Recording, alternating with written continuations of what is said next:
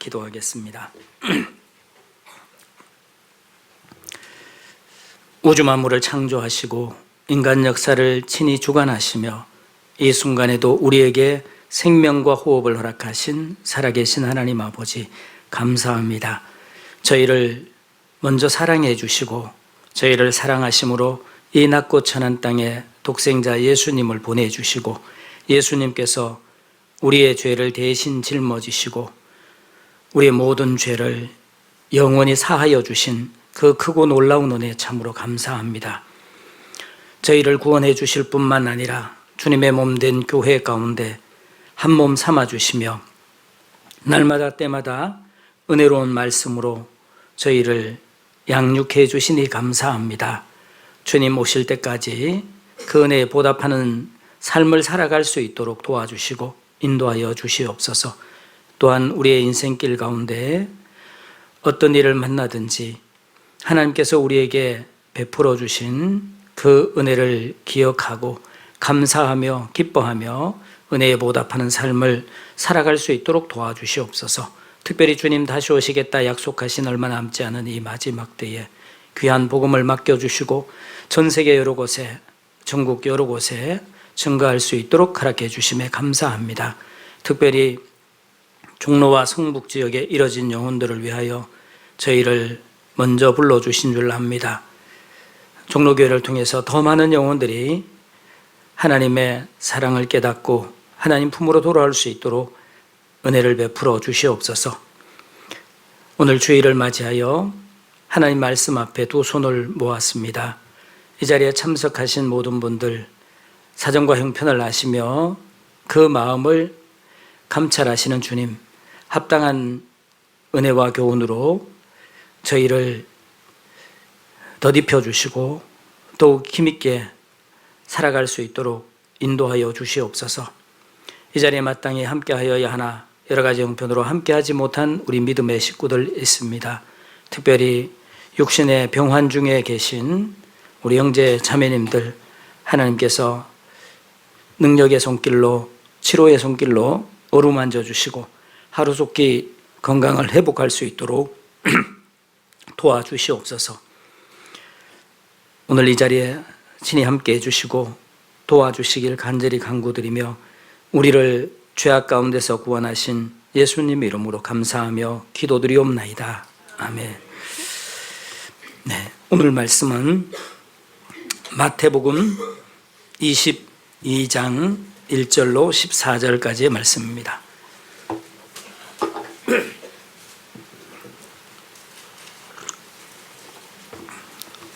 마태복음 22장 1절부터 14절까지 한 단락을 본문으로 잡겠습니다.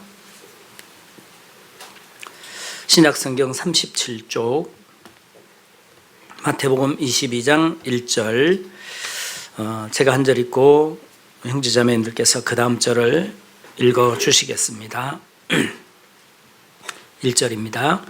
예수께서 다시 비유로 대답하여 가라사대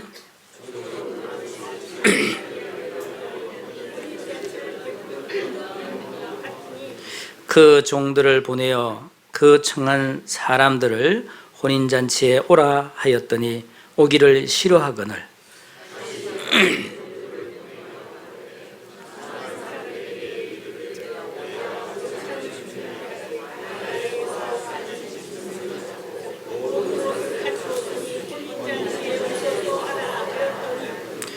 저희가 돌아보지도 않고 하나는 자기 밭으로 하나는 자기 상업차로 가고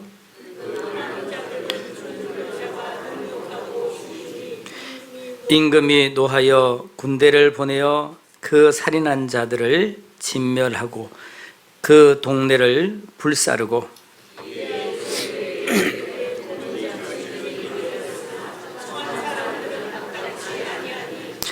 사거리 길에 가서 사람을 만나는 대로 혼인잔치에 청하여 오라 한대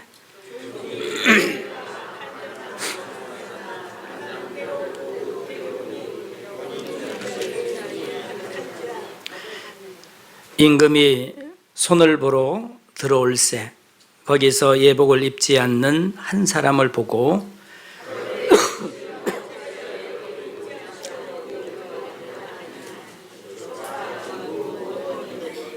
임금이 사환들에게 말하되 그 수족을 결박하여 바깥 어두움에 내어 던지라. 거기서 슬피 울며 이를 갈미 있으리라 하니라.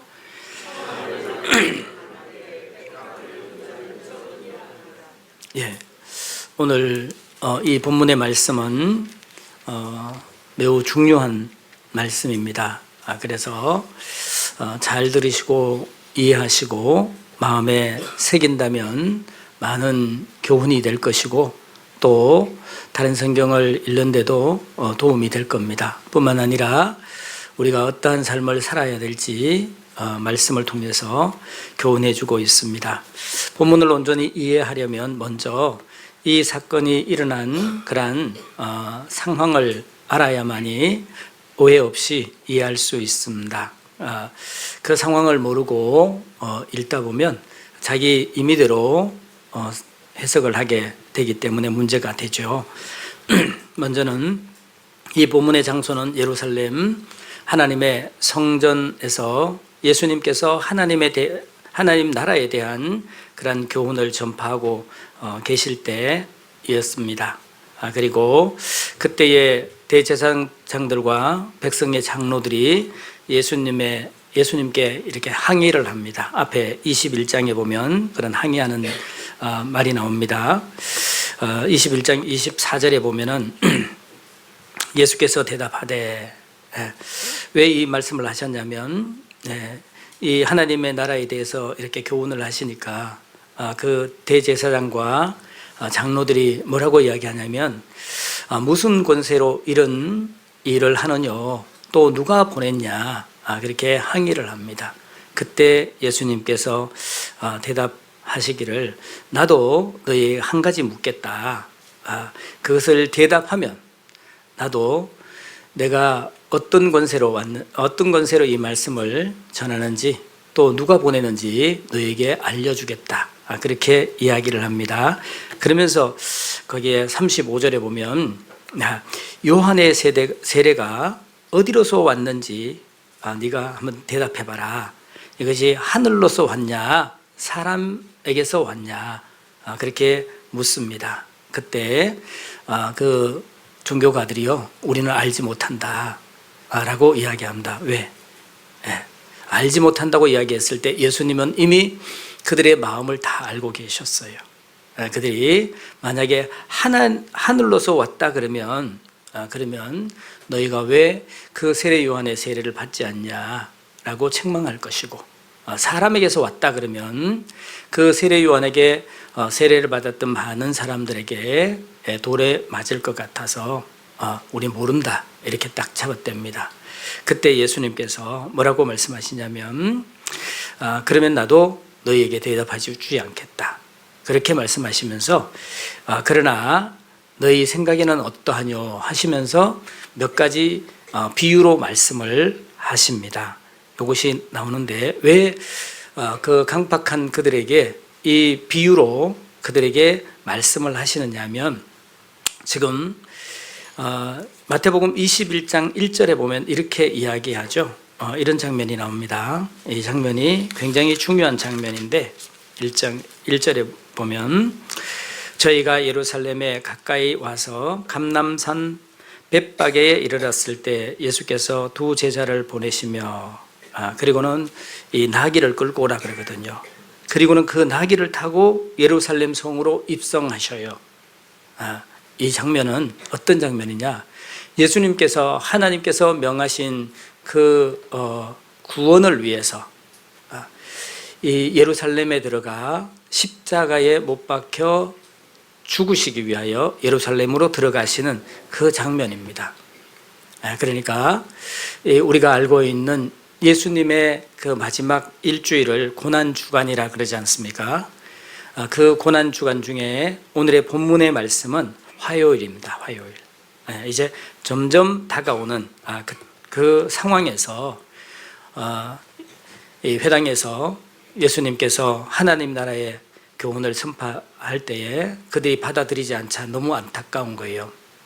그리고 그들이 받아들이기 위해서는 요한의 세례를 받아들여야 그 교훈을 이해할 수 있습니다. 그런데 그들이 모른다고 딱 잡아떼잖아요. 그런데 그럼 나도 너희에게 대답해 주지 않겠다라고 말씀하시고는 그러나 끝까지 그 가운데서 깨달을 수 있는 그러한 영혼들이 있으면 깨달을 수 있도록 하시기 위해서 몇 가지 비유를 들어서 말씀을 하시는 겁니다. 그래서 앞에 보면 포도원의 두 아들에 대한 이야기가 나오거든요. 두 아들, 첫째에게 포도원에 들어가서 일하라 그러니까 얘하고는 대답은 했는데 들어가지 않죠. 둘째는요, 싫습니다 그랬는데 나중에는 들어가서 일을 했죠. 누가 아비의 뜻을 행하였느냐, 순종했냐 물었을 때 누가 했죠? 누가 했습니까? 누가 했어요? 둘째가 했죠. 첫째는 예 하고 대답은 했는데 들어가지는 않았어요. 둘째는요, 싫다고 했는데 들어갔습니다. 무엇을 이야기하죠? 하나님의 나라는 말에 있지 않고 능력에 있다. 말로만 우리가 하나님 믿는다. 바로 이스라엘 앞에 있는 이스라엘 종교가들을 하나님께서, 예수님께서 책망하시기 위해서, 그리고 돌이키게 하시기 위해서 이런 비유를 들은 겁니다.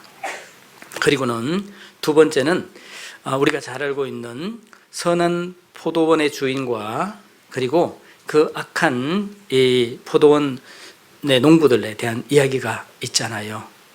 그리고 그 선한 포도원의 주인이 그 포도원의 모든 것을 갖추고 거름도 땅을 깊이 파고 거름을 주고 그리고 거기에 담을 울타리를 쌓고 망대를 만들고 그리고는 그 불쌍한 농부들에게 땅이 없어서 그리고 이 써주는 사람이 없는데 이 착한 이 농부가 그들을 데려다가 여기에서 농사를 지어라 그랬잖아요. 그리고 나중에 내 종을 보낼 때에 너희가 그 살해를 해라 그렇게 했는데 어떻게 했습니까? 다 잡아 죽였죠. 나중에는 아들을 보냈다 그 이야기 하죠. 그런데 그 아들마저 죽여버렸어요. 그러면 어떻게 하겠냐? 너희가 착한 농부라면, 그 포도원의 주인이라면 너 어떻게 하겠냐? 그것은요, 더 크게 하나님 입장에서 이 예수님을 보내신 것에 대한 것을 이야기해 주고 있는 겁니다. 그래도 깨닫지 못하자 오늘의 이 본문을 말씀하시는 겁니다. 그래서 우리가 말씀을 들을 때 가장 중요한 것은요, 하나님 앞에 정말 우리의 마음을 지키는 것이 중요합니다. 다른 건 몰라도 하나님의 말씀이잖아요. 하나님의 말씀을 전하실 때 그때는 우리가 마음을 낮추어야 되거든요. 예수님께서 이 사람들이 보기에 흠모할 모양이 없었다 그랬잖아요. 그럼에도 불구하고 그의 입술에서 나오는 그 말씀은 하나님의 말씀이었습니다. 이스라엘 민족의 사람들이 잘 알고 있는 그 하나님의 말씀을 교훈하고 있는 겁니다. 그럼에도 불구하고 그들이 예수님을 배척한 것은 하나님의 말씀을 하나님의 말씀으로 받지 않았기 때문에 그렇습니다. 그래서 무릇 지킬 만한 것보다 더욱 내 마음을 지키라. 마음을 지켜서 우리의 교만한 마음을 낮추어야 됩니다. 야고보서 4장에도 말씀하시기를 하나님은 교만한 자는 물리치시고 겸손한 자에게 은혜를 베푸신다고 말씀하시지 않습니까? 그래서 우리가 이 말씀을 들을 때에 좀 마음을 열고 들으시면 좋겠습니다. 자, 본문에 들어가 보면 오늘의 등장하는 인물이 나옵니다. 여기에 어떤 임금이 나오는데 이것은 하나님을 이렇게 비유로 말씀하십니다. 그리고 아들이 나오죠. 독생자 예수님을 말씀하시고요. 그리고 종들이 나오는데 그 종들은 하나님이 보내신 일꾼들을 이야기합니다. 그리고 혼인의 청함을 받은 사람들이 있잖아요. 이 사람들이 누구냐? 바로 유대인들을 이야기하고 있습니다. 그리고 오늘날로 보면 하나님을 믿는다고 하는 모든 종교인들, 기독교인이든 그 다음에 천주교인이든 어떤 종교를 가졌든 하나님을 믿는다라고 이야기하는 모든 종교인들에게 이 청함을 우리 하나님께서 초청을 하십니다. 그리고 군대는 이 군대에 대해서 좀 생각을 해야 되는데 여기 7절에 보면 이렇게 이야기하죠. 임금이 노하여 군대를 보내어 그 살인한 자들을 진멸하고 그 동네를 불사르고 그랬죠. 이 군대가 무엇을 이야기하냐면 이 예수님 당시에는요, 이 AD 70년 로마 군대를 염두에 두고 이야기하는 겁니다. 아시겠죠? AD 70년에 로마 군대를 두고 이야기를 하고 있습니다. 그리고 그들이 받아들이지 않자 그 성을 함락을 해버리고요, 완전히 불살라버리고, 그리고는 어떻게 합니까? 8절에 보면 이렇게 이야기하죠. 이에 종들에게 이르되 혼인잔치는 예비되었으나 청한 사람들은 합당치 아니하니. 9절 같이 읽겠습니다.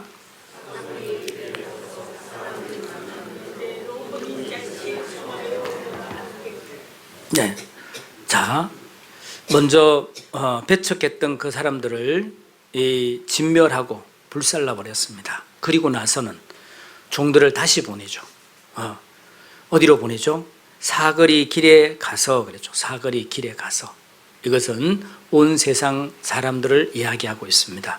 그러니까 이 말씀이 중요한 이유가 이미 예수님께서 이 십자가에 달리시기 전에 유대인들이 하나님의 말씀을 배척하면 그것이 이방인에게 넘어갈 것을 먼저 예언을 해 놓으신 거거든요. 그래서 이 말씀이 중요하다라고 말씀을 드렸습니다. 자, 1절 제가 다시 읽겠습니다. 하나씩 찬찬히 좀 배워보겠습니다.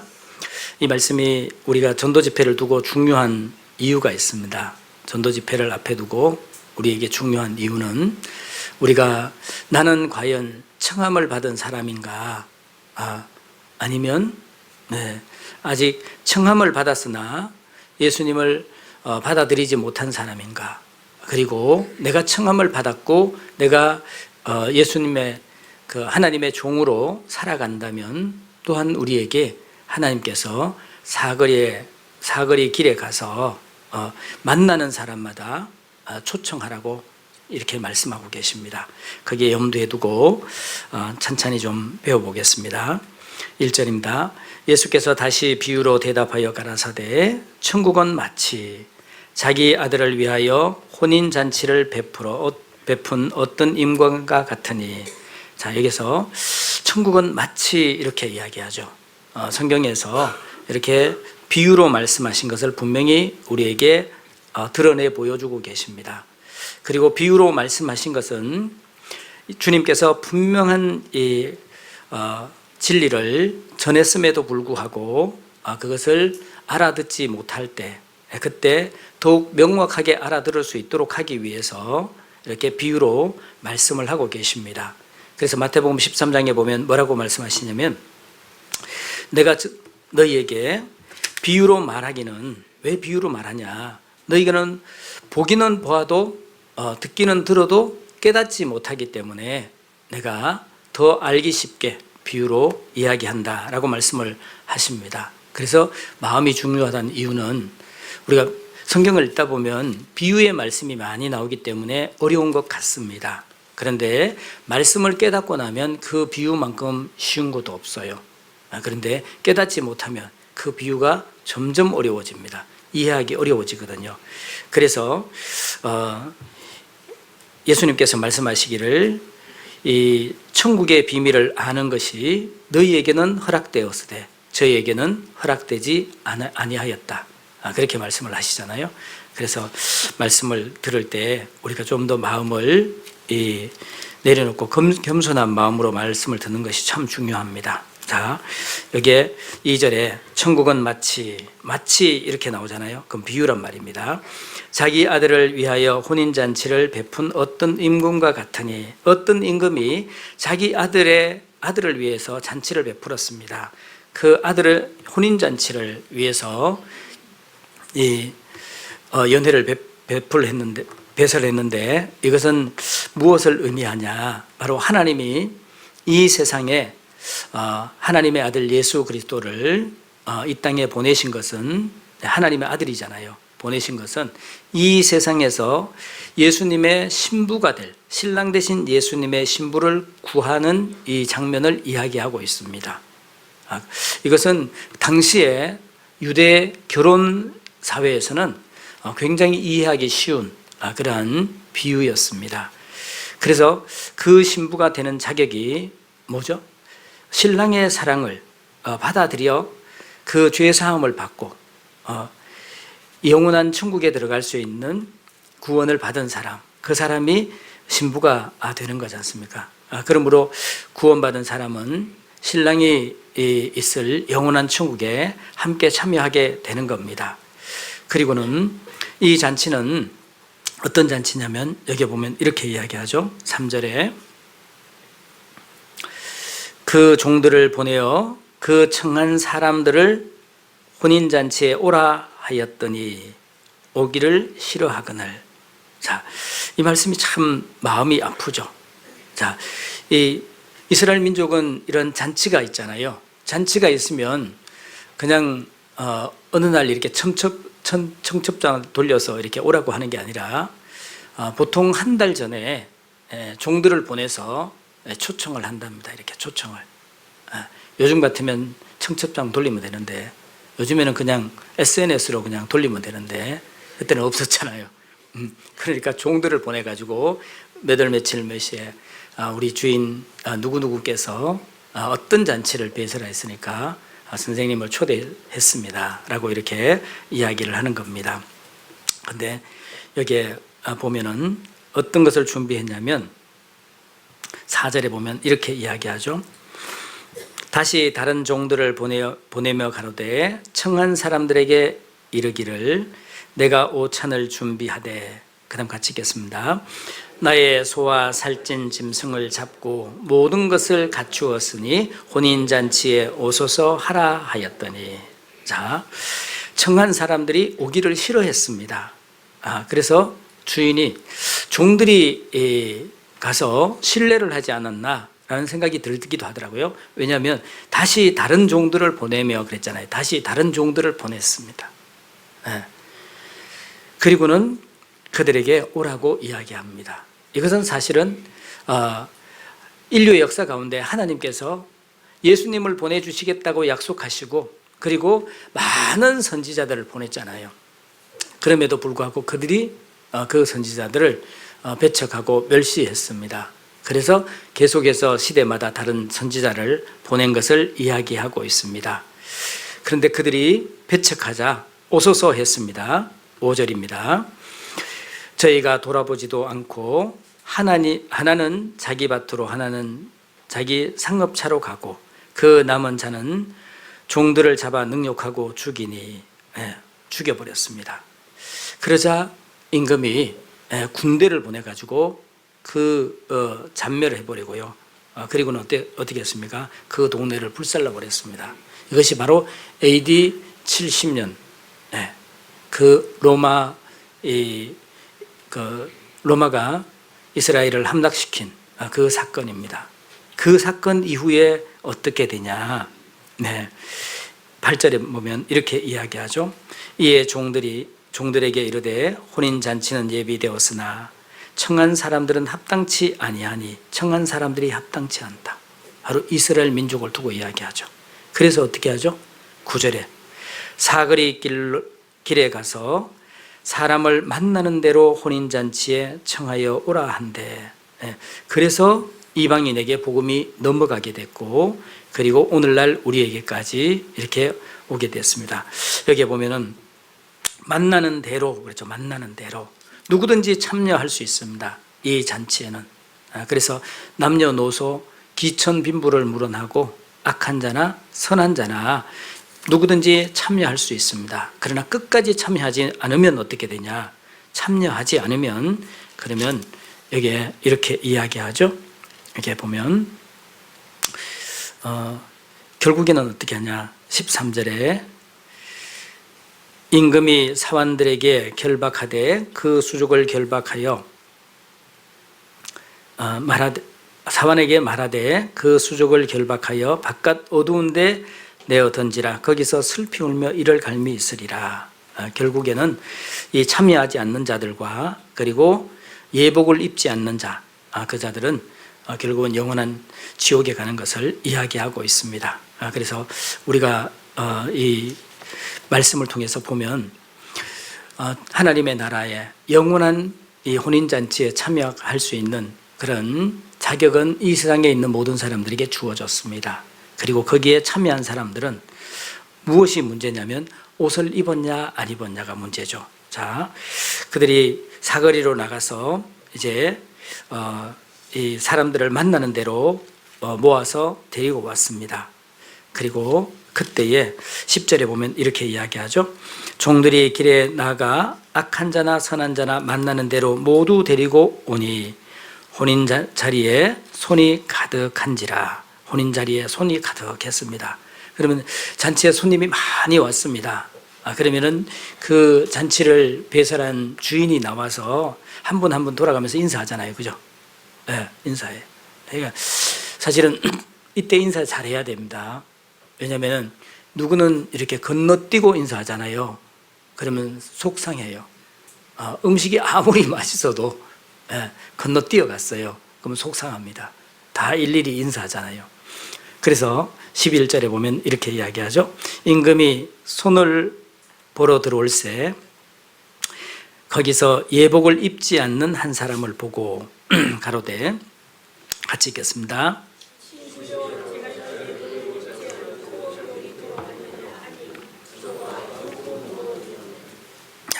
친구여 어찌하여 예복을 입지 않고 여기 들어왔느냐 하니 저가 유구무원이언을, 유구무원, 입은 있으나 대답을 못해요.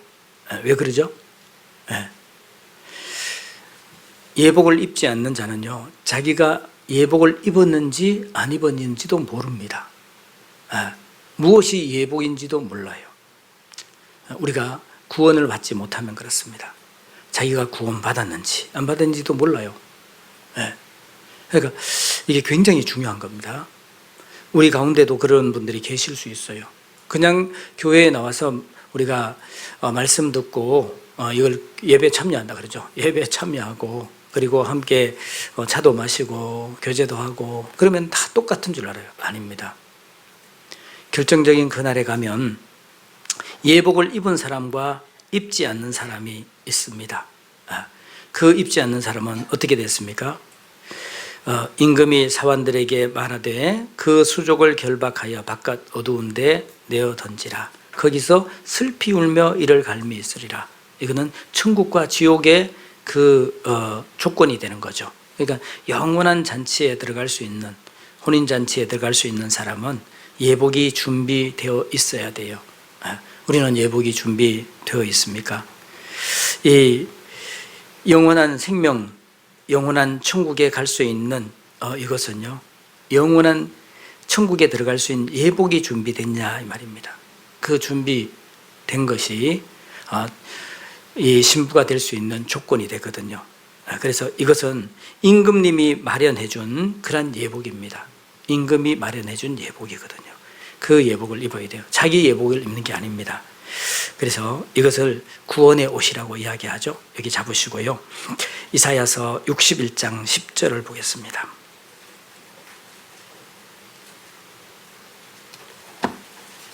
이사야서 61장 10절.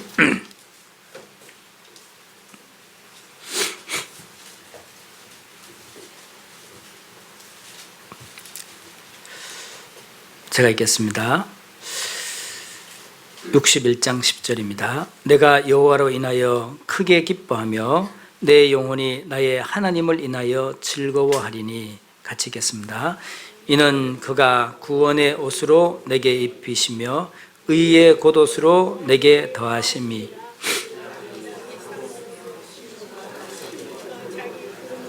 단정함 같게 하셨음이니라. 여기 보면 이는 그가 구원의 옷으로 내게 입히시며 의의 겉옷으로 내게 더하심이니, 구원의 옷과 의의 겉옷이 있죠. 바로 이것이 하나님께서 준비해 주신 예복입니다. 구원의 옷, 의의 겉옷이 있습니다. 그래서 갈라디아서에도 보면 그리스도와 함께 세례를 받은 자는 그리스도로 옷 입고 그랬죠. 그리스도로 옷 입고 예수 그리스도로 옷 입었어요. 그러면 예수님은 구원이라잖아요. 구원의 옷이집니다. 그래서 우리가 그 구원의 옷을 입었냐 안 입었냐 이것이 참 중요한 거예요. 그런데 본문에 보면 이 옷을 입지 않았어요. 여기 보면 마태복음 22장입니다. 11절 말씀입니다. 22장 11절 임금이 손을 보러 들어올새 거기서 예복을 입지 않는 한 사람을 보고 예복을 입지 않는 한 사람입니다. 이 옷이 아예 없어요. 벌거벗고 앉았는데 자기 자신을 모르는 겁니다. 우리가 그럴 수 있습니다. 그래서 여기서 뭐라고 이야기하냐면 어찌하여 예복을 입지 않고 여기 들어왔느냐. 어찌하여 예복을 입지 않고 여기 들어왔느냐. 여기에 밑줄을 그어놓으셔요. 친구여, 어찌하여 예복을 입지 않고 여기에 들어왔냐. 예수님께서 이 말씀을 하실 때 얼마나 마음이 찡했을까요? 친구여 그랬잖아요. 지금까지는 친구예요. 근데 예복을 입지 않고 들어왔어요. 결국에는 어디로 가죠? 하나님과 영원히 멀어지는 영원한 지옥으로 떨어지는 그 운명에 있는 이 친구를 보면 얼마나 마음이 찡하겠어요. 어찌하여 왜 안 입었을까요? 자기는 입었다고 생각했거든. 자기는 입었다고 생각했는데 하나님 보실 때는 벗었어요. 어떤 옷을 입었을까요? 더러운 옷을 입었어요. 더러운 옷을. 자기 스스로의 그 의를 자청해서 더러운 옷을 입은 겁니다. 이사야 64장을 보겠습니다. 오늘 왔다 갔다 정신이 없습니다.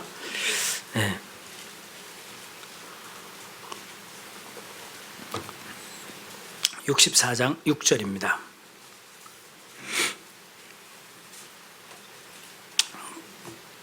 같이 읽겠습니다. 대저 우리는 다 부정한 자 같아서 우리의 의는 다 옷 같으며 우리는 다 쇠폐함이 잎사귀 같으므로 우리의 죄악이 바람같이 우리를 몰아가나이다. 자, 더러운 옷입니다. 어떤 게 더러운이냐? 우리의 의는 다 더러운 옷 같으며 우리의 의입니다. 사람의 의. 자기 스스로 자기는 의롭다고 생각을 했어요. 그런데 하나님 보실 때는요, 그 더러운 옷을 입은 거랑 똑같아. 차라리 입지나 말지. 거기에다가 이 완전히 오물을 뒤집어 쓴 더덕더덕 기운 그런 더러운 옷을 덧입었어요. 그러니까 하나님 보실 때 얼마나 가증스럽겠어요. 그런데 본인은 가리웠다고 그래요. 더러운 옷입니다.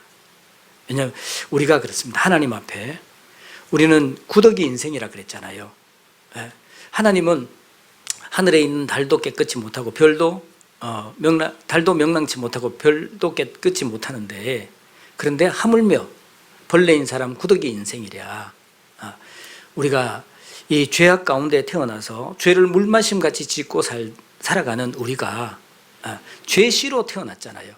그러므로 아무리 우리가 선을 행해도 그 가운데는 더러운 죄가 발려 있다는 사실입니다. 그 사실을 모르고 그것으로 하나님 앞에 선다면 더러운 옷을 입고 선 것과 똑같다라고 이야기를 합니다. 이것을 썩것짠 옷으로 입었다라고 이야기합니다. 그래서 신명기 22장에는 양털과 배실로 썩것짠 옷을 입지 말라 그랬잖아요. 이것은 가증한 거거든요. 하나님 보실 때 가증한 겁니다. 오직 하나님께서 준비해 주신 그 의로운 의의 옷, 구원의 옷, 그 옷을 입어야 된다라고 이야기를 하고 있습니다. 마지막 때 하나님께서 이 땅에 있는 모든 성도들이 올라간 모습, 하늘에 올라왔을 때 그 모습을 요한계시록 7장에 이렇게 보여줍니다. 요한계시록 7장 13절 14절 말씀입니다.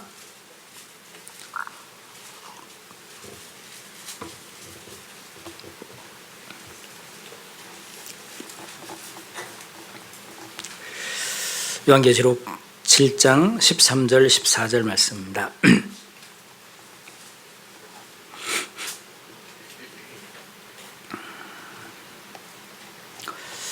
장로 중에 하나가 응답하여 내게 이르되, 같이 읽겠습니다. 이 흰옷 입은 자들이 누구며 또 어디서 왔느냐? 내가 가로되 내 주여 당신이 알리이다 하니, 그가 나더러 이르되 이는 큰 혼란에서 나온 자들인데 어린 양의 피에 그 옷을 씻어 희게 하였느니라. 흰옷 입은 자들이 누구며 또 어디서 왔느냐 하나님 묻습니다. 그때 당신이 알리이다 라고 하나님께 답변을 돌렸습니다. 그때 하나님께서 자세하게 설명하죠. 이는 큰 혼란에서 나온 자들인데 어린 양의 피에 그 옷을 씻어 희게 하였느니라. 어린 양의 피, 그 피에 그 옷을 씻어서 희게 한 겁니다. 그 의의 옷, 흰 옷 입은 자들, 구원의 옷을 입은 자들, 그들이 하나님 앞에 가는 겁니다. 그래서 하나님께서 요한계시록 22장 14절에는 이렇게 말씀하십니다. 요한계시록 22장 14절.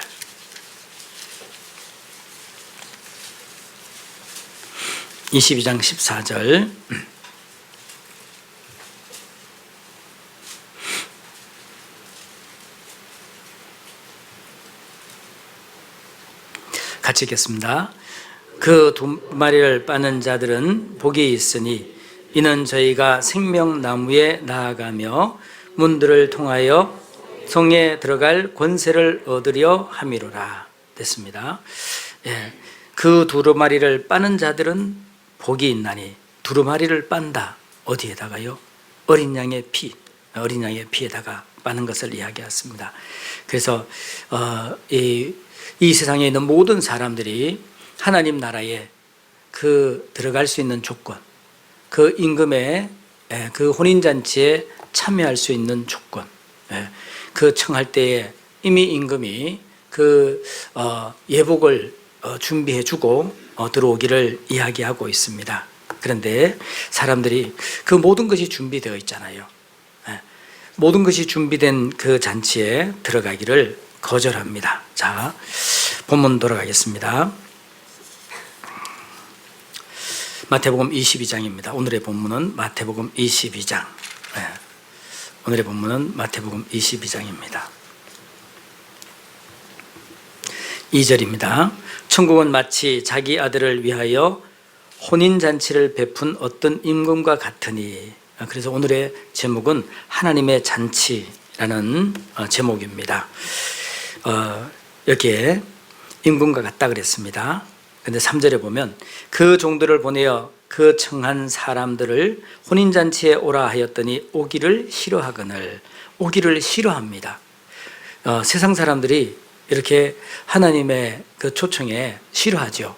우리가 가서 전도해보면 어때요? 다른 이야기는 다 잘 들어주는데 그런데 이 복음 전하는 것, 이것에 대해서는 그렇게 냉소적일 수 없어요. 거절당합니다. 우리는 거절당할 것을 두려워해서는 안 돼요. 거절당할 것을 각오하셔야 돼요. 참 신기하게도 우리가 전하는 사람들은 대부분이 지인들이잖아요. 가족이나 지인들. 그들에게 복음을 전하면 그들이 응당히 이렇게 순순히 응해 줄 아는데 아닙니다. 예수님도 예수님의 이 고향에 가서 고향 사람들을 만나서 복음을 전했을 때 보기 좋게 거절당하잖아요. 그 모습을 그 제자들에게 다 보여줍니다. 왜 그렇게 보여주셨을까? 예수님도 거절당했다니까요. 그러면 우리 같은 사람들이 가서 전하면 거절당하지 않겠습니까? 여기 보면 다 싫어합니다. 여기에 말씀하시기를 오라 하였더니 오기를 싫어하거늘. 오라 하였더니 오기를 싫어해요. 당연한 겁니다. 왜 그렇죠? 이 세상 사람들은 이 세상에 소망을 두고 살기 때문에 하나님 나라의 그 잔치에 초청하려면 싫어하는 것은 당연합니다. 왜냐하면 이 세상에서 아직까지 즐길 게 많고 아직까지 내가 누려야 될 게 많은데, 그런데 죽음 다음에 천국에 대한 것 이렇게만 생각해요. 그 생각은 우리도 좀 바꿔야 됩니다. 천국은 죽은 다음에 가는 게 아니에요. 이 땅에서 우리가 구원받고 나면 비록 이 고난 가운데 살아가는 이 세상의 삶이지만 이 세상의 삶이 천국이어야 돼요. 네. 그래야만이 우리 주변에 있는 사람들이 우리를 보고 부러워하잖아요. 우리에게 소망에 관한 이유를 묻잖아요. 그런데 우리의 마음은 천국이 아니죠. 어때요? 지금 아무 생각이 없이 앉아 계시는데 우리 마음이 천국이에요? 지옥이에요? 천국이어야 돼요. 근데 아니거든. 왜 그럴까? 물론 천국일 때도 있어요. 그렇지 못할 때도 있어. 왜 그럴까? 우리가 이 세상 사람들처럼 이 세상의 것에 소망을 두기 때문에, 이 세상의 것에 마음을 두기 때문에 그래요. 그래서 우리가 하나님의 말씀을 배우고 함께 교제를 나누는 이유는 뭐냐? 영원한 천국의 그 은혜를 맛보기 위해서, 그 기쁨을 맛보기 위해서, 그 축복을 우리가 누리기 위해서 우리가 교제를 하는 겁니다. 그래서 적어도 교회 안에서만큼은 세상에 대한 그러한 이 것들에 대해서 잠시 좀 내려놓으세요. 교회 안에서만, 교제 안에서만이라도. 아니, 교회 안에 와서도 세상의 것으로 이야기를 하고 그것으로 교제하고 그러면 무슨 맛이 있어요? 맛이 없습니다. 그렇죠? 우리 보고 예수님께서 그랬잖아요. 너희는 세상의 빛이라, 소금이라 그랬잖아요. 소금이 그 맛을 잃으면 무엇으로 짜게 하리요? 그렇죠. 맛이 없습니다. 그리스도인은 그리스도인다운 맛이 있어야 돼요. 그리스도인의 교제는 그리스도인다운 교제가 되어야 돼요. 그럴 때 우리가 진정으로 기쁨을 누릴 수 있고 마음의 평강을 가질 수 있고 하늘의 소망이 더욱 커질 수 있습니다. 그것을 우리가 기억해야 됩니다. 왜 싫어하느냐? 이 세상에, 오직 이 세상에 소망을 두고 사는데, 그런데 영원한 천국에 대한 이야기를 하니까 싫어하죠. 그리고 관심이 없습니다. 고의적으로 배척하죠. 여기 보면 이렇게 이야기하죠. 4절에 오기 싫어했습니다. 그리고 돌아와서 거절했습니다 라고 이야기하니까 주인이 다시 다른 종들을 보내며 가로되 청한 사람들에게 이르기를 내가 오찬을 준비하되 나의 소와 살찐 짐승을 잡고 모든 것을 갖추었으니 혼인잔치에 오소서 하라 하였더니, 자 이제 구체적으로 이번 잔치가 얼마나 이 거한 잔치인지, 얼마나 큰 잔치인지 구체적으로 그 종들에게 일렀습니다. 이 나의 소와 살찐 짐승을 잡았습니다. 모든 것을 갖추었으니 혼인잔치에 오소서라고 청했습니다. 그런데 그들이 가서 청하자 어떻게 했습니까? 5절에 저희가 돌아보지도 않고 돌아보지도 않아요. 야, 정말 이렇게 관심이 없어요. 그렇죠? 위로 받으시기 바랍니다. 전도하려고 하는데 이게 안 돼. 이미 예수님께서 말씀하셨어요. 그렇죠? 돌아보지도 않아. 전혀 무관심입니다. 무관심한 사람들. 왜 무관심할까요? 오직 이 세상에 소망을 두었기 때문에. 돌아보지 않았던 사람들 한번 보세요. 어떤 사람인가? 5절에 저희가 돌아보지도 않고 하나는 자기 밭으로, 하나는 자기 상업차로 가고, 자 하나는 자기 밭으로 갔어요. 하나는 자기 상업차로 갔어요. 자기 일, 이런저런 그러한 계획 때문에 참여할 수 없다고 이야기를 합니다. 그리고 어떻게 했냐? 6절에 보면 그 남은 자들은 종들을 잡아 능욕하고 죽이니 간 사람은 갔고, 그리고 남아있는 사람들은, 이 사람들은 더 악해. 그 종들을 잡아서 능욕하고 죽여버렸어요. 이것이 정말 참 안타까운 그런 장면이잖아요. 그러자 하나님께서는 이 군대를 보내가지고요, 군대를 보내서 그 살인한 자들을 진멸하고 그 동네를 불살라 버리잖아요. 이것이 예수님을 죽인, 예수님과 그 제자들을 핍박하고 죽인 그 죄값으로 AD 70년에 예루살렘에 군대들을 로마 군대를 보내가지고 완전히 잔멸하고 그리고는 거기에 불 살라버렸잖아요. 그리고 나서 어떻게 했습니까? 그때 구원받은 그 사람들을 다시 보냅니다. 8절입니다. 이에 종들에게 이르되 혼인잔치는 예비되었으나 청한 사람들은 합당치 아니하니. 이미 이 혼인잔치가 예비되었습니다. 모든 것이 다 준비되었습니다. 하나님 입장에서는 모든 것이 준비되었습니다. 누구든지 그 혼인잔치에 오면 영원한 천국에 들어갈 수 있는 그 예복을 입을 수 있습니다. 거기에 다시 종들을 보냅니다. 여기 보면 이렇게 이야기하죠. 8절 다시 읽겠습니다. 이에 종들에게 이르되 혼인잔치는 예비되었으나 청한 사람들은 합당치 아니하니. 자, 예비된 혼인잔치는 이 완전하게 준비됐어요. 그런데 청한 사람들은 합당치 않아요. 이스라엘 민족을 이야기하잖아요. 그래서 어떻게 했어요? 사거리 길에 가서 사람을 만나는 대로 혼인잔치에 청하여 오너라 한데, 자, 이 사거리 길에 나가서 이제 오라고 청하고 있습니다. 혼인잔치는 유대인뿐만 아니라 이방인에게도 그 모든 것들이 열려 있습니다. 그래서 우리가 복음을 전하는 겁니다. 만약에 예수님 당시에 복음을 이방인들에게 전했으면 이방인들은 받아들이지 않았잖아요. 그런데 예수님이 돌아가시고 난 다음 그 환란이 있은 다음에 복음이 불길처럼 번지기 시작했죠. 예루살렘과 유대와 이 사마리아와 그리고 그 주변의 아시아 지역 뿐만 아니라 땅끝까지 오늘날 우리에게까지 오게 된 것이 바로 오늘의 이 말씀, 본문의 말씀을 근거해서 그렇게 나온 겁니다. 이 말씀을 예수님께서 바로 이사야서에 예언되어 있던 그 말씀, 바로 예수님이 오시기 700년 전에 이사야 선지자를 통해서 예언하셨던 그 말씀을 다시 이렇게 인용하신 겁니다. 이사야 25장을 보겠습니다. 이사야 25장.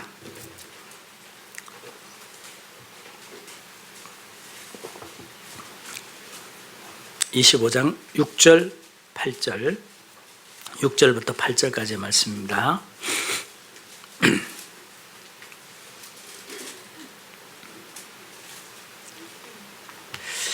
자, 제가 읽겠습니다. 만군의 여호와께서 이 산에서 만민을 위하여 기름진 것과 오래 저장하였던 포도주로 연회를 베풀리니 곧 골수가 가득한 기름진 것과 오래 저장하였던 맑은 포도주로 하실 것이며 또 이 산에서 모든 민족의 그 가리워진 면박과 열방의 그 덮인 휘장을 제하시며, 그 다음 바치겠습니다.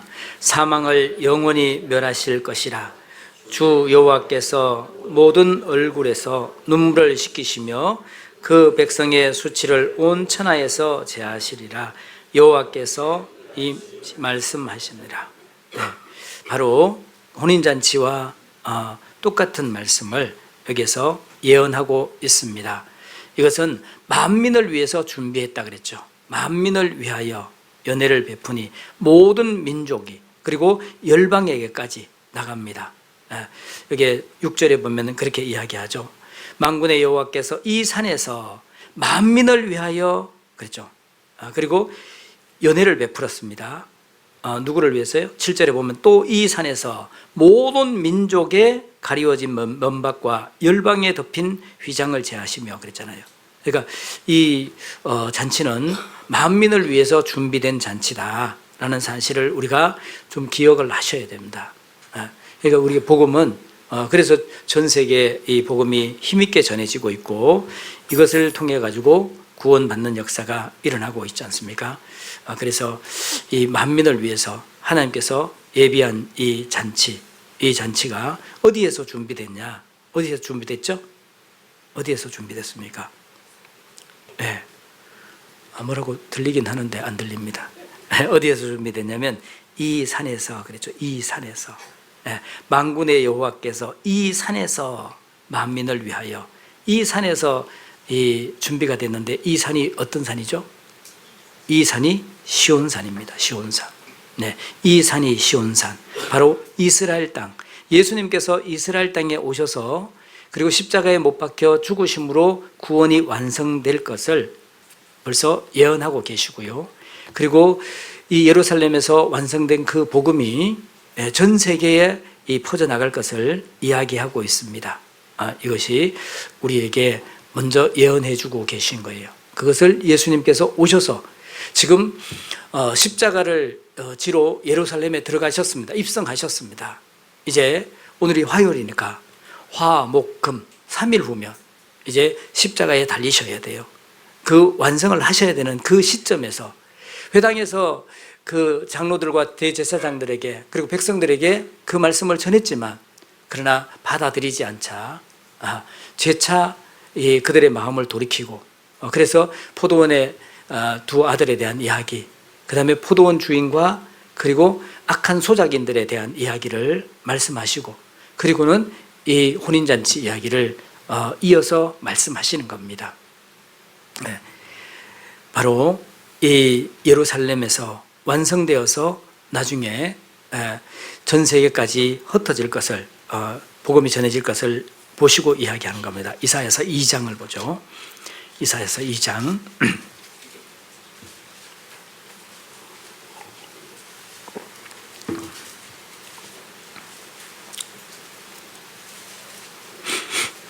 2장 2절 3절 여기에 산이 나옵니다. 자, 이 산이 어떤 산인지 한번 보십시오. 제가 읽겠습니다.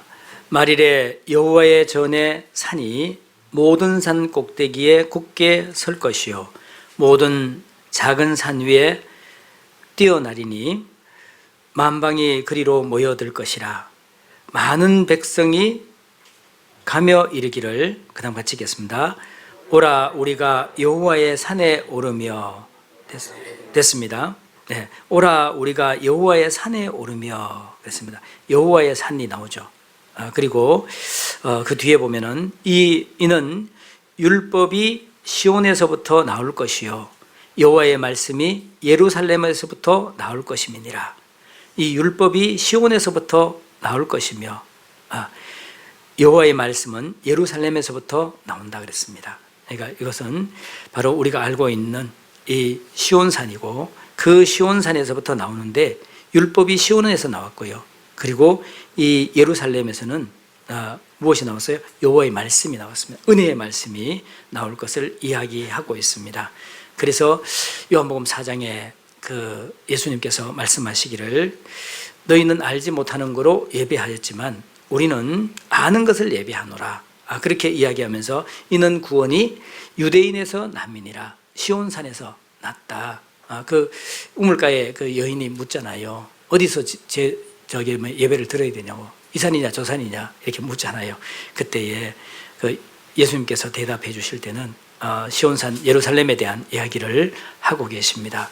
그리고 그때부터 시작돼서 온 세계에 복음이 전해질 것을 말씀해 주고 계십니다. 누가복음 24장을 한번 볼까요? 누가복음 24장 47절 말씀입니다.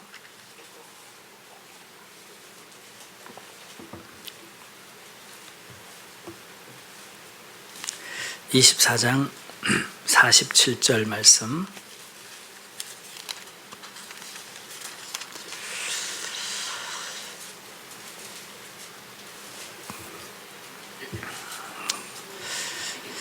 또 그의 이름으로 죄사함을 얻게 하는 회개가, 같이 읽겠습니다. 예루살렘으로부터 시작하여 모든 족속에게 전파될 것이 기록되었으니. 네, 됐습니다.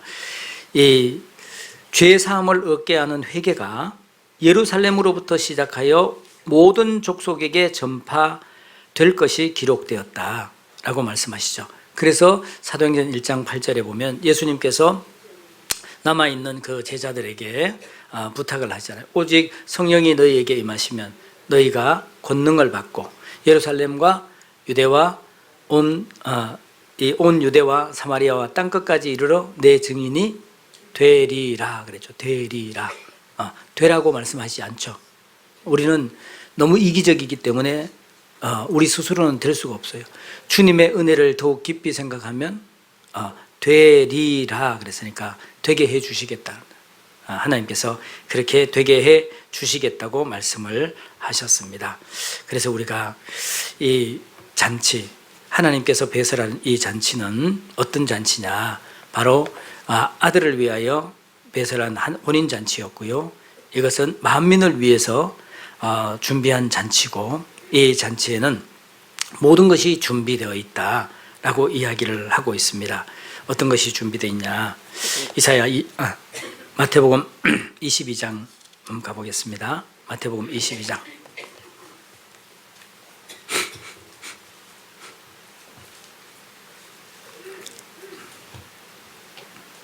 22장 4절에 제가 읽겠습니다. 다시 다른 종들을 보내며 가로되 청한 사람들에게 이르기를 내가 오찬을 준비하되 나의 소와 살찐 짐승을 잡고 모든 것을 갖추었으니 혼인잔치에 오소서 하라 하였더라. 자, 여기에 무엇을 잡았어요? 나의 소와 살찐 짐승을 잡았어요. 그리고 모든 것을 갖추었어요. 이 잔치입니다. 이 잔치의 구체적인 이 잔치에 들어있는 음식이 어떤 음식이냐? 이사야서 25장에 보면 이렇게 이야기합니다. 25장 6절에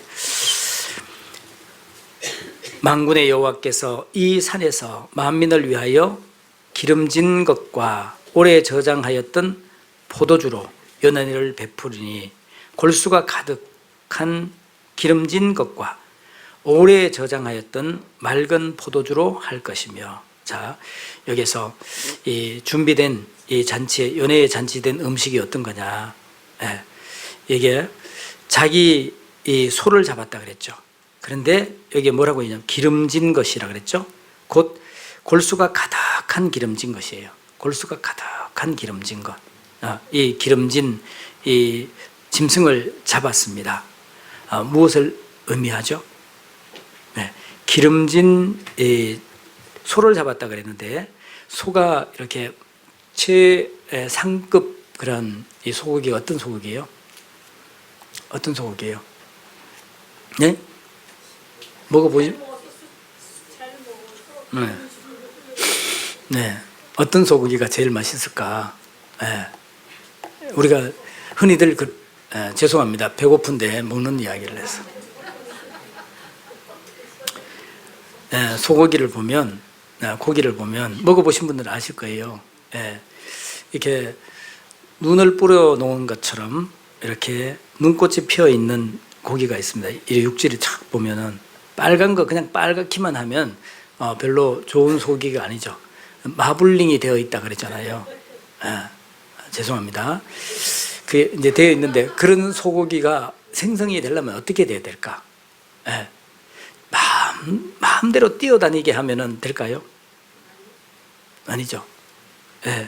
저도 그냥 마음대로 뛰어놀던 그런, 먹고 싶은 거 자기 마음대로 먹고 이렇게 하던 그런 소고기가, 이 고기가 좋을 줄 알았는데 그게 아니랍니다. 제가 다른 데 있을 때에 육류를 수입하는 그런 분을 알고 있었는데, 그분이 그러더라고요. 그러기 위해서는 저기 호주나 이런 데서 마음대로 뛰어놀던 그 방목하던 그 소를 가두어 가지고요. 그리고 정말 좋은 양질의 그 사료를 이렇게 먹이면서 그냥 가만히 곱게 모셔놓고 먹여야 된대요. 그래야만이 양질의 고기가 나온다고 이야기합니다.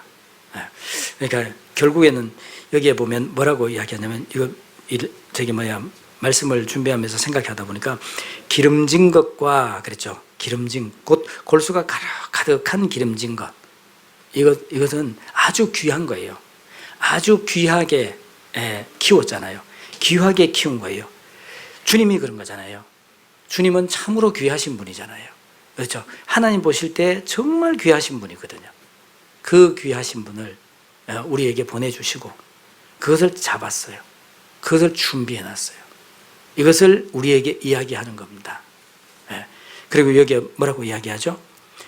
이 오래 저장하였던 포도주로 연회를 베풀리니, 예, 오래 저장한 포도주예요.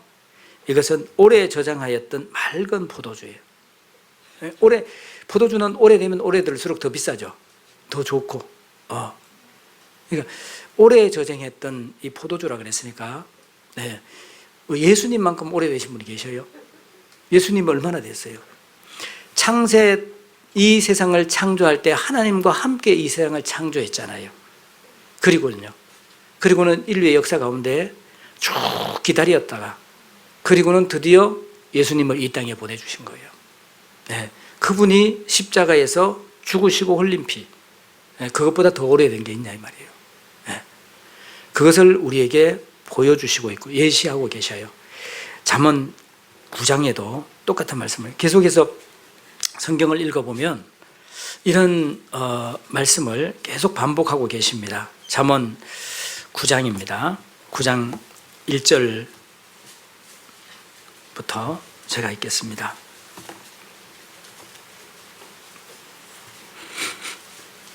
잠언 9장 1절부터 6절까지의 말씀입니다.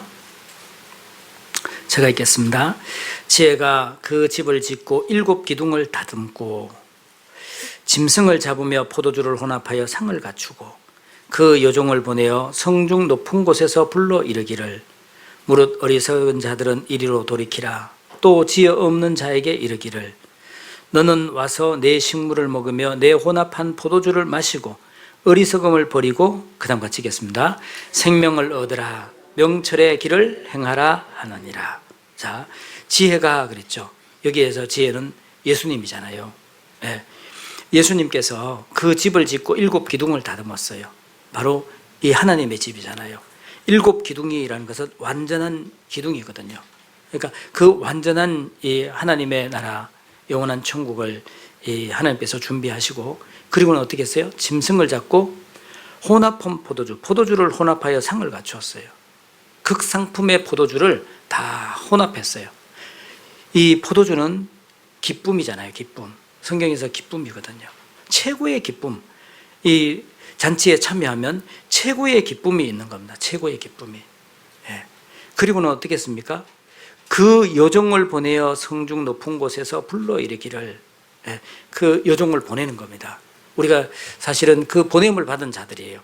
구원받는 그 순간 우리는 하나님으로부터 보냄을 받은 자들이잖아요. 그리고는 여종을 보내어 성중 높은 곳에서 불러 이르기를, 우리는 마음을 어디에 둬야 되냐? 이 복음을 전할 때는요, 마음을 이 땅에다 두면 복음 전하러 갔다가 한판 싸우고 옵니다. 그죠? 복음 전하다가 싸우고 와요. 그러면 안 되죠. 어디다 둬야 돼요? 우리의 마음을 성중 높은 곳에 둬야 돼요.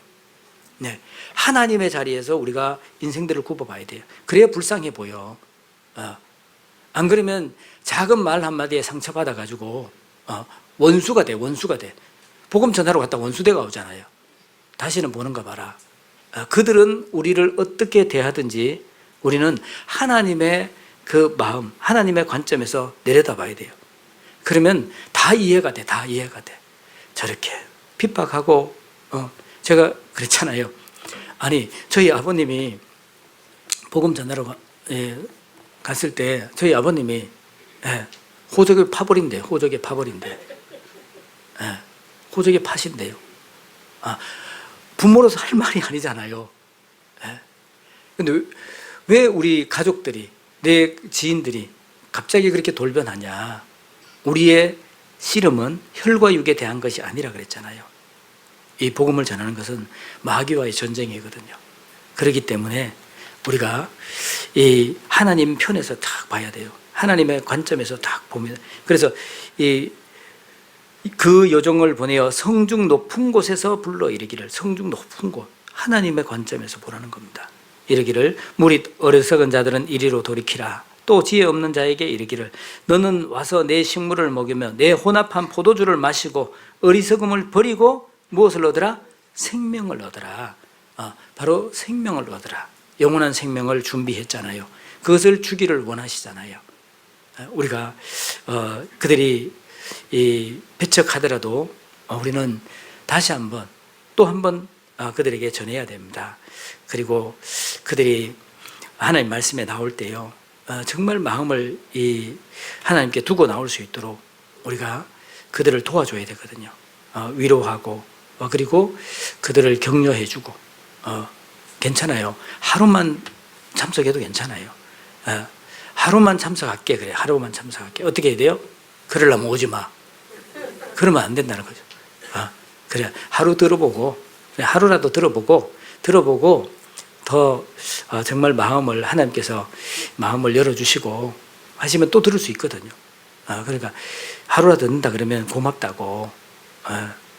우리가 처음에 들을 때 하나님을 알기 위해서, 말씀을 배우기 위해서, 영원한 생명을 얻기 위해서 오는가요? 아니요. 네. 마지 못해서 오는 겁니다. 마지 못해서. 네. 너무 빗조르듯이 쪼르니까 그래서 참석하는 겁니다. 그러면 고맙다 그래야 되죠. 그리고 말씀을 들으실 때 좀 이렇게 자기 입장에서 생각하지 말고요. 자기 입장에서 생각하지 말고 성중 높은 곳에서 하라 그랬잖아요. 하나님 입장에서 해봐요. 그럼 얼마나 불쌍해.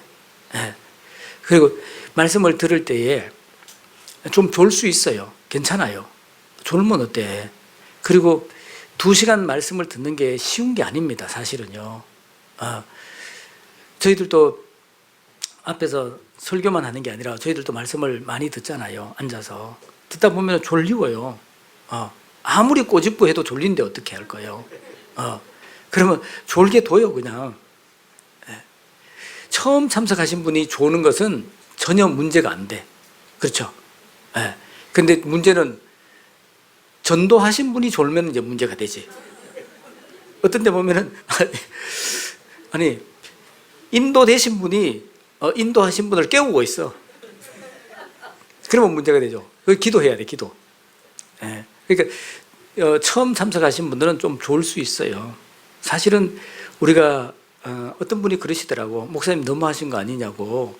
아니, 우리가 예비군 훈련 가도 50분 수업하고 10분은 쉬게 해주는데 교회는 어떻게 2시간 줄구장창 그렇게 하시냐고 그러셔요. 이해는 돼요.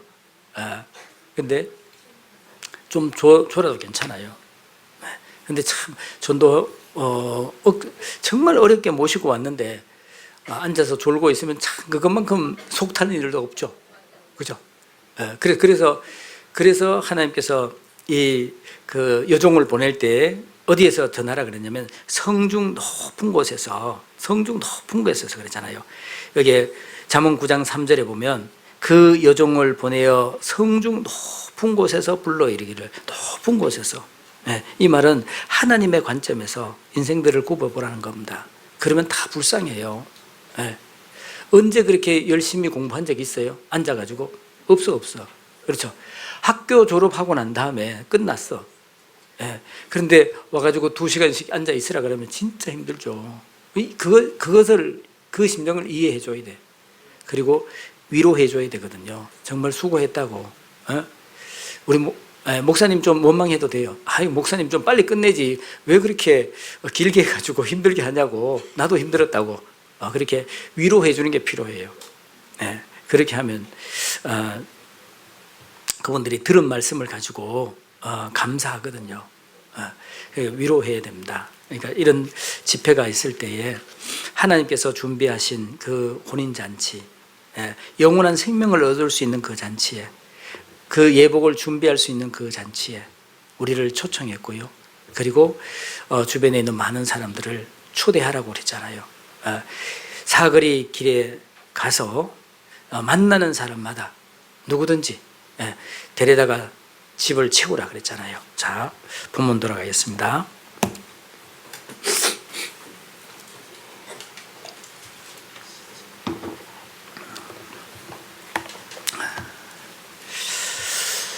마태복음 22장입니다.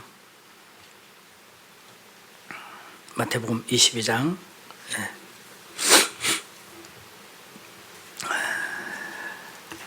4절 다시 제가 읽겠습니다. 다시 다른 종들을 보내며 가로되 청한 사람들에게 이르기를 내가 오찬을 준비하되 나의 소와 살찐 짐승을 잡고 모든 것을 갖추었으니 혼인잔치에 오소서 하라 하였더니, 자, 우리에게는 혼인잔치에 오소서 하라라고 말씀을 하셨습니다. 하라. 우리가 가서 그렇게 해야 되죠. 어디로 가야 되냐? 내 주변에 있는 사람들이 만약에 거절하잖아요. 그러면 어떻게 돼?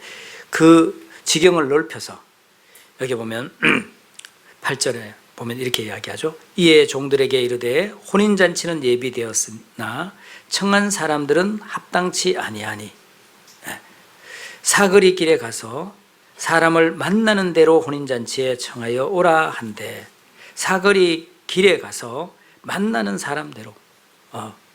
참 신기하게도 어떤 분은 정말 그렇게 한 번 이렇게 말씀을 드렸는데 순순히 와서 말씀 듣는 분이 계셔요. 그래서 구원받는 분도 계세요. 전에는 우리가 전도지도 많이 돌렸습니다. 요즘 사람들 전도지 돌리면 받지도 않죠. 전에는 많이 돌렸어요. 아무도 없는 그 아파트에 그 우편함에다 꽂아 넣기도 하고, 그렇게 이 수천 장을 돌려가지고 그 중에 한 사람이라도 하루라도 참석하면 그 전단지 값은, 전도지 값은 아깝지 않거든요. 그렇게 했을 때 참석하는 사람도 있거든요. 여기 보면 하나님께서 가서 만나는 가서 사람을 만나는 대로 혼인잔치에 청하여 오라, 그렇게 말씀을 하셨습니다. 그리고 그들이 참석했을 때 하나님께서는 온갖 것을 갖추었기 때문에 이 세상에서 가장 좋은 것, 그 가장 좋은 것을 다 주시잖아요. 영원한 생명, 그 영원한 생명을 주시고 영원한 기쁨을 주시고 영원한 행복을 주시는 것이잖아요. 그렇기 때문에 우리가 정말 우리 사랑하는 사람들에게 이 복음을 전하는 것은 당연한 것이다. 그리고 그것을 받아들이면 어떻게 되냐? 그것을 받아들이면 그동안에 가리워졌던 세상에 이 눈이 가리워졌던 그 모든 눈이 열리게 되잖아요. 이사야서 25장을 보겠습니다.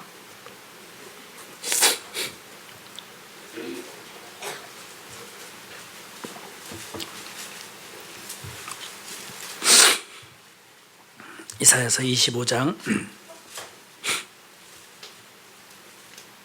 7절 말씀입니다. 같이 읽겠습니다. 또 이 산에서 모든 민족의 그 가리워진 면박과 그의 열방의 그 덮인 휘장을 제하시며, 자, 면박과 휘장을 제한다 그랬죠. 가리워진 면박이 있어요. 이렇게 얼굴을 가리우는 거 있잖아요. 우리 요즘에는 우리 여성분들이 다 얼굴을 이렇게 내놓고 다녀요. 옛날에는 다 가리고 다녀요, 이게. 그렇죠? 모르셔요? 옛날에는 다 가리고 다녔어요. 이렇게 옛날에는 다 이렇게 가리고 다녔잖아요. 그 가리워진 면박과 그 덮인 휘장을 제하시며 그랬잖아요. 그러니까 면박과 휘장은 이 마땅히 보아야 할 것을 보지 못하는 것, 못하도록 막아놓은 거잖아요. 이게 면박과 휘장입니다. 즉 하나님의 영광을 봐야 되는데 그것을 보지 못합니다. 왜? 세상에 가리워져서, 세상에 죄로 가리워진 그 인생들은요, 하나님의 영광을 보지 못합니다. 그래서 그것이 구원을 받으면 어떻게 돼요? 구원을 받으면 그동안 보지 못했던 영원한 천국, 영원한 세계가 보이기 시작하잖아요. 그리고 영원한 상급도 보이기 시작하고, 바로 이 가리워진 면박과 열방의 그 덮인 휘장이 이렇게 거치잖아요.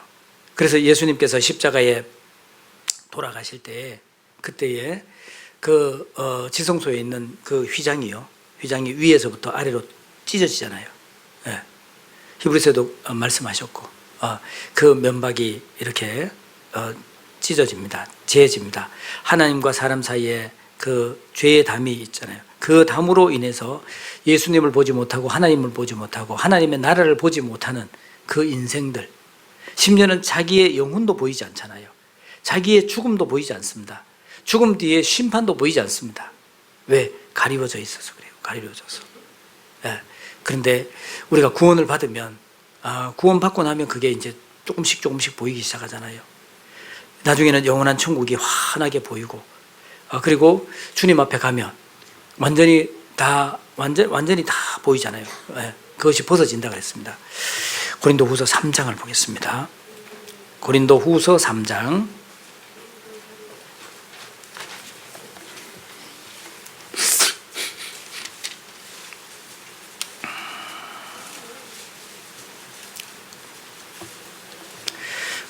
3장 14절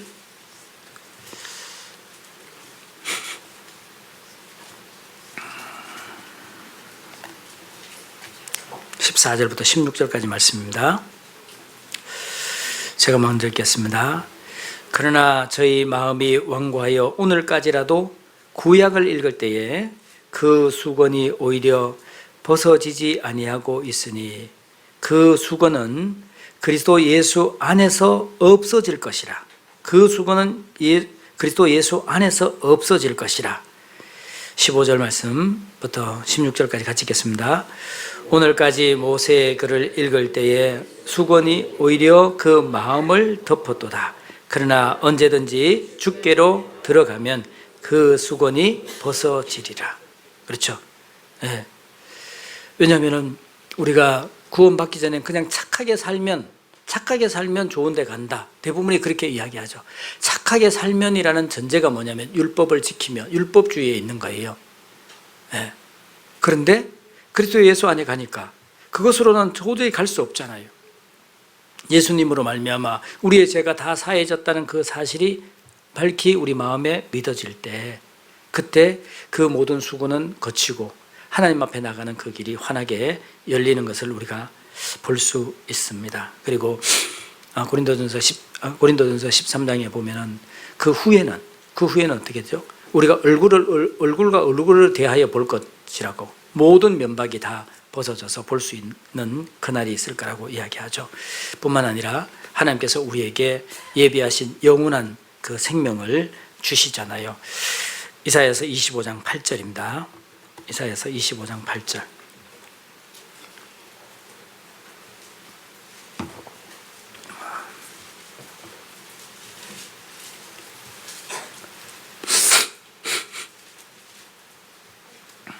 (8절) 말씀.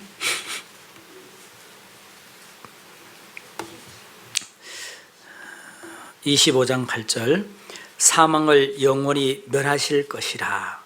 사망을 영원히 멸하실 것이라. 사망이 영원히 멸해지면 영원한 생명이잖아요. 그렇죠? 그리고 뿐만 아니라 하나님께서 그동안에 있었던 모든 이 것들을 보상해 주시는 그 위로가 있잖아요. 완전한 위로. 그러면서 말씀하시기를, 8절 다시 제가 읽겠습니다. 사망을 영원히 멸하실 것이라. 그 다음에 같이 읽겠습니다. 주 여호와께서 모든 얼굴에서 눈물을 씻기시며 그 백성의 수치를 온 천하에서 제하시리라. 여호와께서 이같이 말씀하셨느니라. 여호와께서 이같이 말씀하셨느니라. 사망을 멸하시고, 그리고 이 모든 얼굴에서 눈물을 씻겨주시고, 그리고 그 모든 백성들의 수치를 온 천하에서 제해버리시는 그 때가 있다.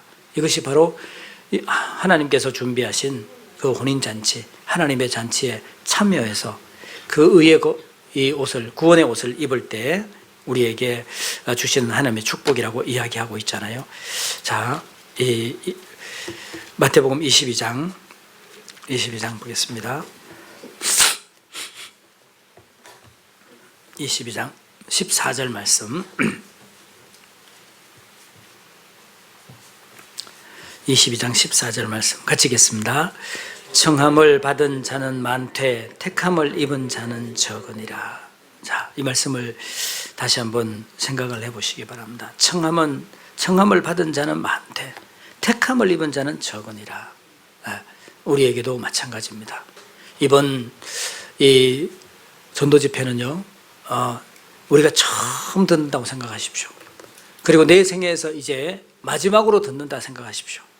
그리고 말씀을 들으십시오. 너희가 믿음이 있는가 너희 자신을 시험하고 너희 자신을 확증하라. 고린도 후서 13장 5절에 말씀하셨잖아요. 믿음은 자기 믿음을 확인해야 됩니다. 우리가 내가 건강한지 그렇지 못한지 스스로 건강검진 하잖아요. 그렇죠? 그 때를 놓치면 문제가 생기잖아요. 그래서 우리가 그것 비싼 이 비용을 들여서 우리가 건강검진합니다. 그러면 영혼에 대한 것 우리가 체크할 수 있는 시간이 이런 전도 집회 때거든요. 전도 집회 때 우리 스스로에 대한 것을 이렇게 한번 체크해 봐야 돼요. 나는 정말 하나님에 대해서 올바로 알고 있는가? 오늘 말씀에 의하면 나는 정말 예복을 입었는가? 예복이 무엇인지 아직도 내가 깨닫지 못하다면요. 여기서 말씀하신 것처럼 친구여 어찌하여 예복을 입지 않고 여기에 들어왔느냐라고 주인이 임금님이 이야기했을 때 유구무원이여거늘 입은 있는데 대답을 못해. 그 예복이 뭐지? 예복에 대한 걸 전혀 인식이 없는 사람입니다. 그러니까 우리도 마찬가지입니다. 우리가 정말 구원받았는지 그렇지 않는지 이번 집회를 통해서 확인하는 그런 시간이 되었으면 좋겠습니다. 그리고 히브리서에도 말씀하시기를 너희 중에 하나님의 은혜에 떨어지는 자가 있는가 두려워하고 그랬거든요.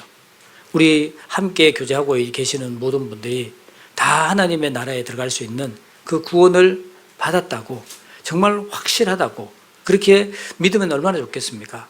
그것은 믿는다고 되는 문제가 아니잖아요. 우리는 다 건강하다고 믿는다고 다 건강한 게 아니잖아요. 그렇죠? 신앙도 역시 마찬가지입니다. 그래서 청함을 받은 자는 많되 택함을 입은 자는 천이라.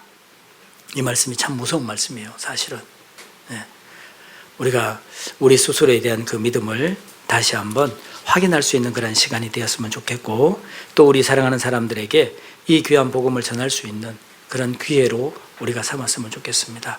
이번 전도 집회를 통해서 더 많은 사람들에게 복음을 전할 수 있는 그런 기회가 되면 좋겠고 우리가 이 집회를 들음으로 인해서 우리의 첫사랑을 회복하고 그리고 더욱 힘있게 살아가는 그런 시간들이 되었으면 좋겠습니다.